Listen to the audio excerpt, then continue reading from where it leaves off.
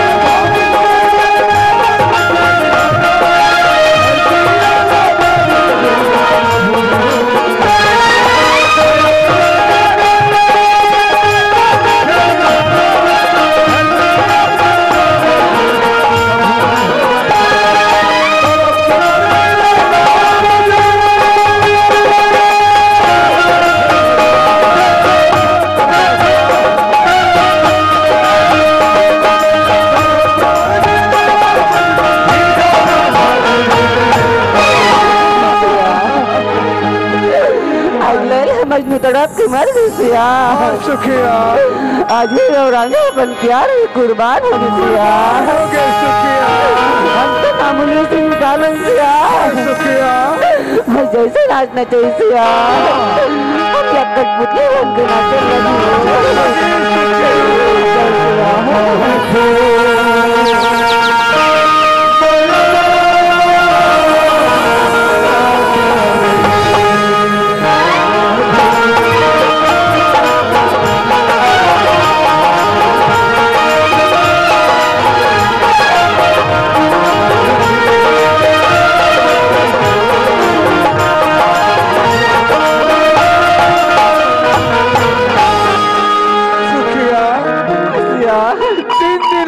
सुखिया ना कहूँ कर ले का गिलास पानी ना कहूँ कर ले ठोभा को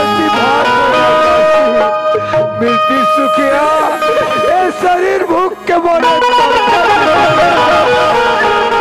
कहूँ कर जाते एक आध गिलास पानी ठोभा को भात बसी ला लेते सुखिया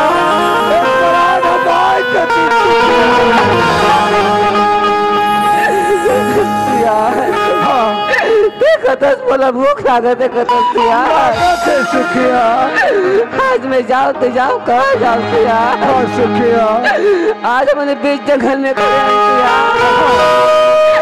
न तो कोनो का गाँव देखो सिया न तो कोनो का जाए के रास्ता देखो सुखिया सुनो तो सिया ये माँ संतोषी मंदिर में का जाग आराम लगल सिया मैं तो जल पान के व्यवस्था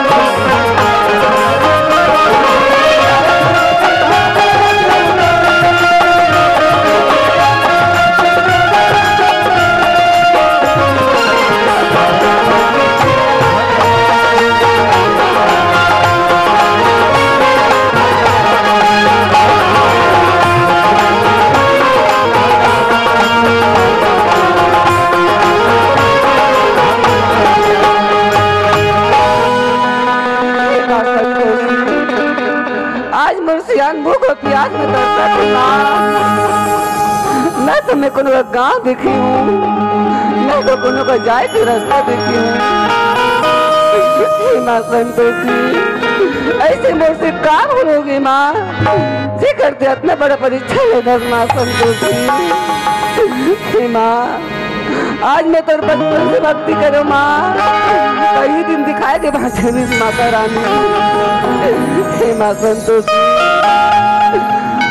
आज तक कोई ना कोई वाला उपाय दिखा दे माँ, आज तुम कोई ना कोई रास्ता दिखा दे माँ संतोषी। हे माँ संतोषी, ये भक्ति नगर तो सच्चे दिल से पूजा करे हुई माँ, तो आज से मोर बेटा रुपेश से मिला दे माँ संतोषी, मोर बेटा रुपेश से मिला दे माँ। अगर मोर बेटे से नहीं मिला मैं माँ संतोषी, ये भक्ति तो चौखट पे नहीं जलाए माँ संतोषी, नहीं जलाए माँ।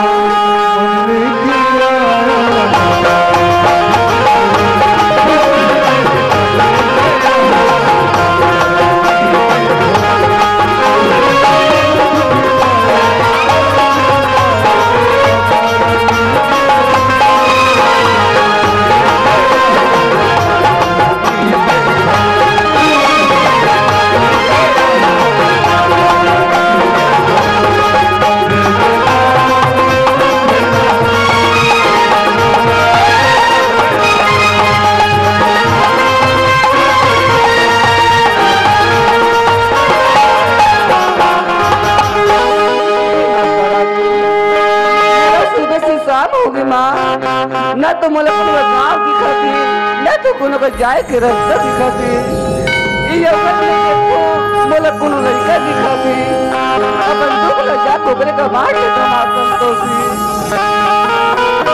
बेटा हाँ श्याम, ये आसपास में कोई का गाँव होगा, हाँ, या कोई का कुआं बोरिंग हुई बेटा, हाँ, तो 1 गिलास पानी और 10 रुपए बिस्कुट श्याम।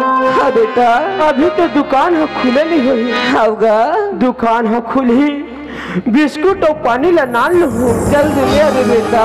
हाँ श्याम, पर श्याम अगर ये पानी और बिस्कुट का कर बड़ी श्याम बेटा, हाँ मैं मोर सियान भर हरिगा, ये तो श्याम भर है। हाँ बेटा, श्याम दाई हाँ ये तो श्याम है, कई दिन के खाना नहीं खाया श्याम दाई। बेटा आज ते खाना पूछे बेटा, हाँ वो तो खाना तो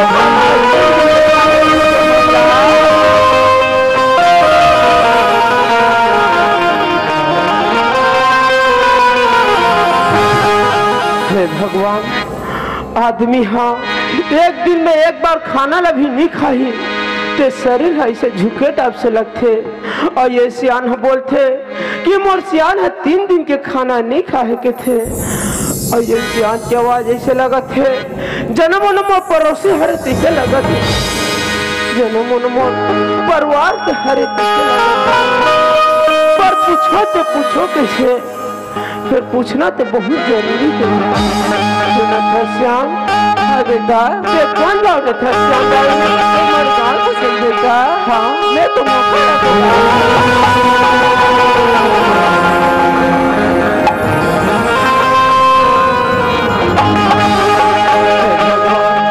सियान हाँ बोलते मैं मौका फिर महू तू ही सियान दाई तुम्हारे घर के आमने सामने कुछ और घर के सामने पानी टंकी,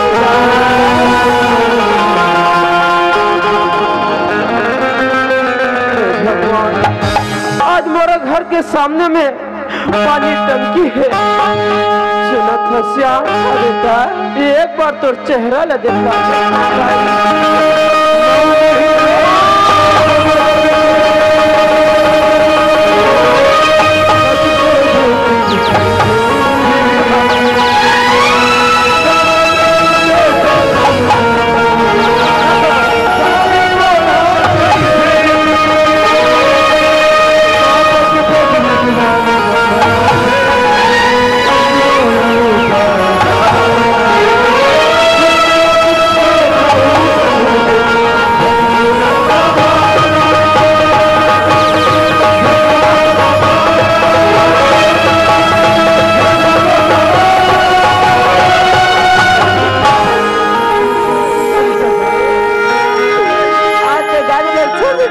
कर ले रे बेटा। हाँ माँ। आज तोर माँ बाप मंदिर लगे ठोकर खाना आज तेरा नौकर के लिए खाना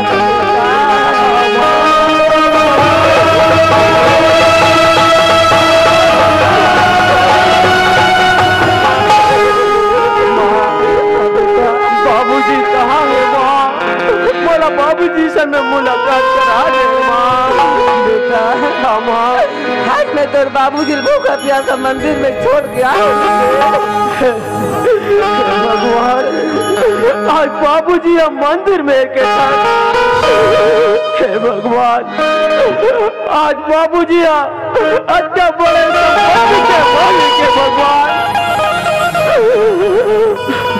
आज बाबूजी आज मंदिर में के साथ। वाह मोर किस्मत। आज बाबूजी हम मन के रात ले आज मंदिर में भगवान। माँ बोला बाबूजी से मैं मुलाकात करा दे माँ। बेटा माँ तो तोर बाबूजी से जरूर मिलो रुके। तेरे माँ संतोषी वचन में हो बेटा। जे दिन मन लेकर मिले माँ वही दिन मैं तो चौखट में दिया मिल गए बेटा। बेटा जो माँ का आशीर्वाद कर ले होगा।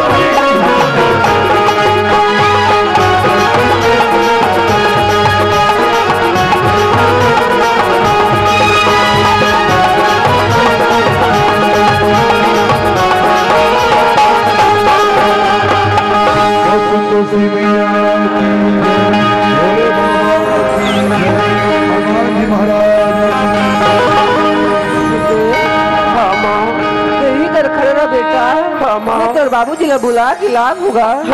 हाँ बेटा सिया उड़ सिया। हाँ सुखिया।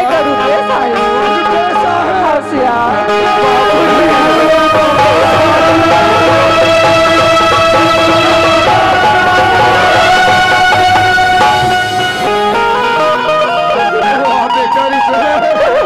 बाबूजी हाथ अपने बुढ़ा माँ बाप लग छोड़ के कहाँ चल रहे बोले? बाबूजी बोला बोलता कहाँ चल रहे इसके बाबूजी आज भैया मोला बहुत मारी से बाबूजी। बाबूजी आज घर ऐसे छोड़ के थोड़ा जा रहे बाबूजी। आज भैया मोला ऐसा शब्द ला बोल दिसगा वो शब्द मैं सहन नहीं कर सकता। आज का ऐसे शब्द बोली तोर भैया सहन नहीं कर सके रे बाबूजी। आज भैया मोला ऐसा शब्द बोलीगा कि ये घर में तो रहना चाहता तुम्हारे माँ बाप के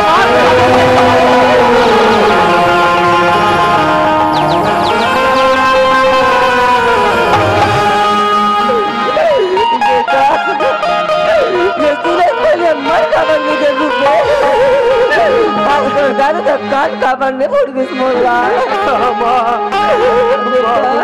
हाँ बेटा आज यहाँ के दाई दीदी मनसन ने कहा मैं इकरे मनसन में बनी बूटी करे बता दो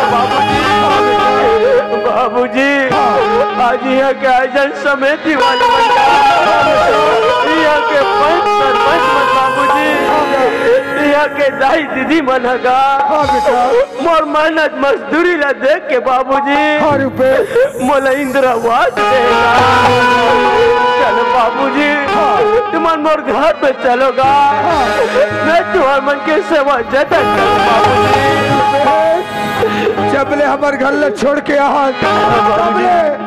गांव के बस्ती में गांव के खार में कमात खा जीवन यापन बाबूजी गांव के विकास समिति वाला बना गांव के पंचायत धर्म देख के बेटा इंदिरावास देगा बाबूजी वही घर में अपन